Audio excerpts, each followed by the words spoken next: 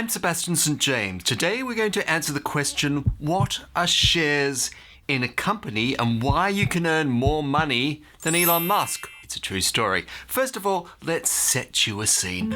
I watched a video of a YouTuber, a somewhat famous YouTuber in the finance community, let's say middle tier, and he was getting sick of making videos, which is a bit of a shame. He had quite a good audience there. But what he was going to go on is to look after and help other YouTubers create videos. He was going to be a mentor for other people. I thought, okay, fair enough. You've contributed to the community. You think you've done enough. You don't like the grind, which YouTube naturally has.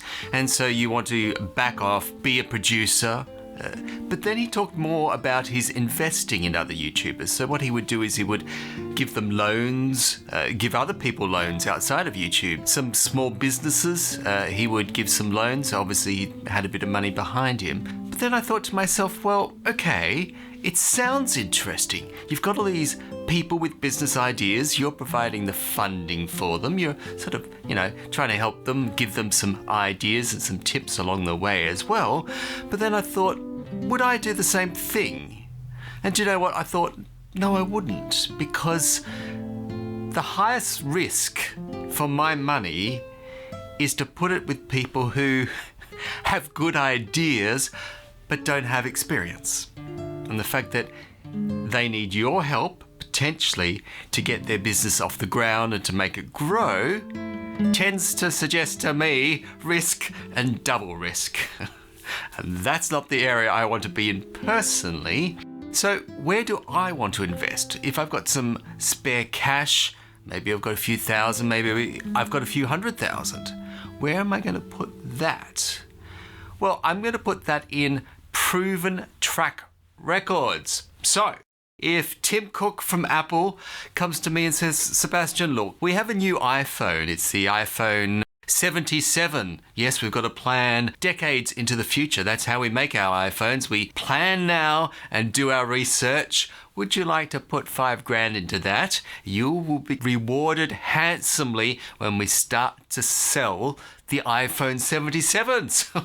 Well, Tim, I'll be right there with my money. No problems at all, because Tim Cook, that means Apple, has a proven track record. So I will put my money into ventures that Apple might be into because they just work. We know that they know what they're doing. But I can already do that through shares. Let's define our terms. Shares are a proportional ownership of a company. Proportional ownership means that you are entitled. I like to be entitled. You're entitled to dividends. You're entitled to the share growth in the direct proportion of the amount of money that you put in. So if I put in $1,000, you put in $10,000, you'll literally get 10 times the amount of dividends. It's directly proportional to the amount that you put in. So how do you buy shares? Well, it's really quite simple these days. Go on the internet, find yourself a brokerage. Sometimes they're free.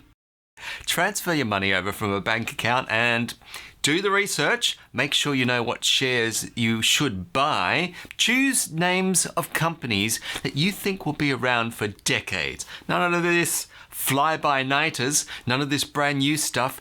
That's okay for a certain type of investor, but everybody at their core should be invested in solid long-term companies. And if you want to do some other things as well, you can, but not when you're a beginning investor. Definitely not. So, choosing companies that you know have long-term track records is important because I'm not giving Tim Cook money for nothing. I think he's got plenty of his own, but I'm giving him money because I want something in return. And what I want in return is growth. I want dividends, I want cash, I want capital appreciation. And so it's like betting on a racehorse. Are you going to do the underdog? The racehorse that has in fact come last in the last 12 races he's been in? No, you're going to bet on the horse that always wins. If there is such a thing. I don't think in racing there is, but within company investments, within stocks, there certainly are. There's companies that win year after year, decade after decade. The advantage with shares is that they can do things that you could never do. would you like to build me the next super search engine? Now, number one, you have to learn how to program. I hope you know that already. If not, go and learn. Number two, you've got to come up with a really clever idea upon which your search engine will be based. So something that no one's ever done before. So none of this page rank that's been done, your idea has to be better.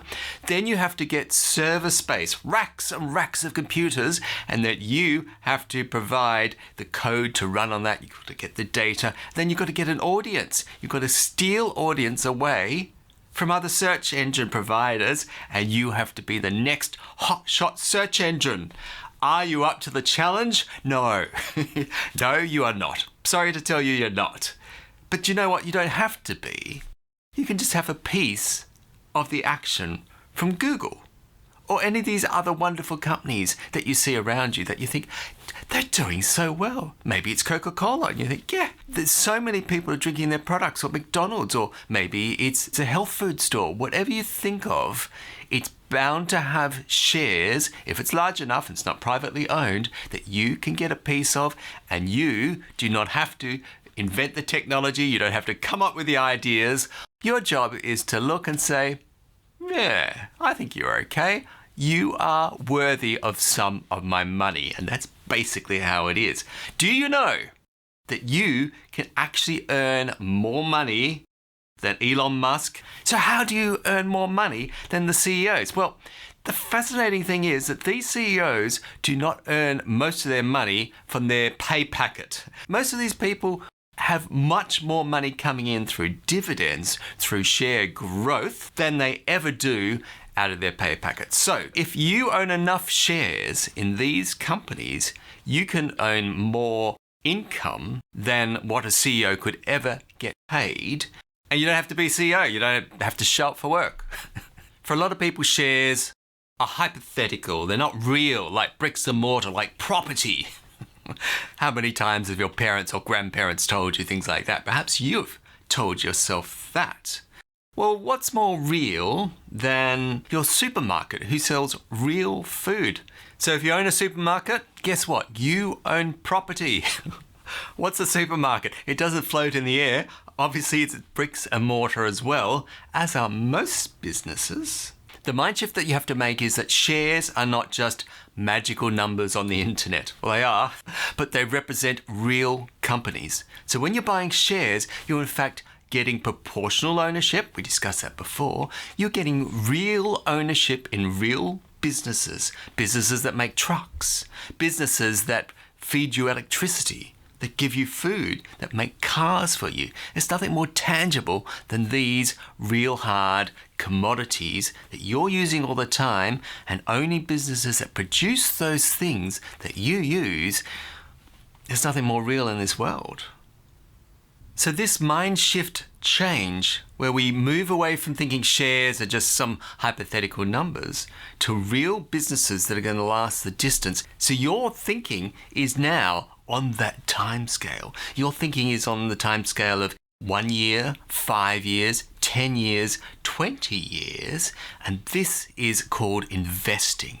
This is why long-term thinking in long-term assets, which shares should be, is vital for you growing your growth. Shares are something that you give once to, and they keep giving back to you year after year as dividends, as growth. They're things which all of us should own if we care about our future. And do you know what? If you care about knowing more about shares, watch this video here. It's one of my favorites.